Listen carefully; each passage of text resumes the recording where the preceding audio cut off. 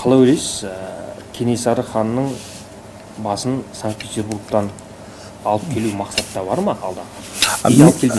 Мен көп уақыт осы шарамен айналыстым. Енді шыны керек, қасымызда анау қолда мүмкіншілік болып тұрды. Біз Кейкі Батырды бірінші алып келгенде, әрине анау Владимир Мединскийға мәдениет министрі Ресейге мыңдап рахмет, өзінің бұйрығымен жаңағы оны музейнен фондтан шығару керек қой.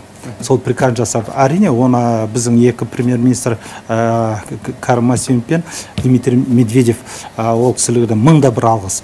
Ары қарай оны іске асыру әрине ол екі министрліктің қолында. Сонда жаңа Кейкі Батырдан бастап сол кезде енді біздің қарым-қатынас өте жақсы. Жаңағы Михаил Петровский, Эрмитаждікі болсын, Кунсткамераның директоры болсын, этнографический музей бар, басқасымен бәріміз қарым-қатынымыз, ВГИК-тің ректоры бар, Малышев, өте жақсы. Сонда айтып жатыр, бізге арманымыз Кенесары. Ол кісілер арман айтып жатыр, қолымызда тұрса сіздерден жасырып не керегі бар? Не керек бар? Сол Кенесарын былай зерттегенде бір омбы ма, сол екі ортада, бірақ Мәскеу, Петербургқа жеткен жоқ.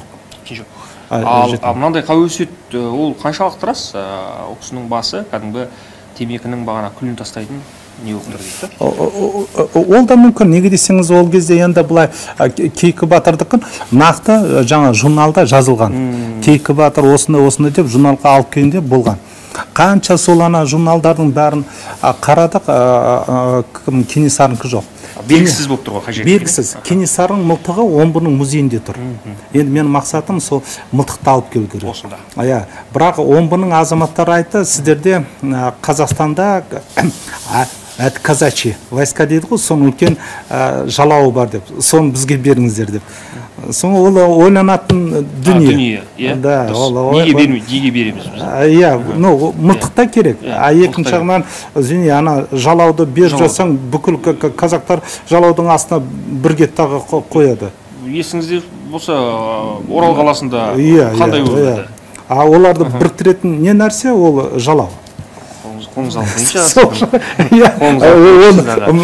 мұқият болу керек. Мұқталарымыздың жалауларын беріп қоймайды. Сол үшін қарастыру керек. Енді Кенесарынікін ары қарай зерттеуіміз керек қой. Бізде екінші жағынан бар, ана дүние жүзінде көптеген артефакторлар бар. Соларды артқа қайтару. Кет бұға сүйегі неде Палестинада жатыр. Мен өзім арнайы тарихты жақсы көрем, зерттеп бардық, бірақ Палестинаға өтемеді. Кет бұғаның жатқан жері сол жерде.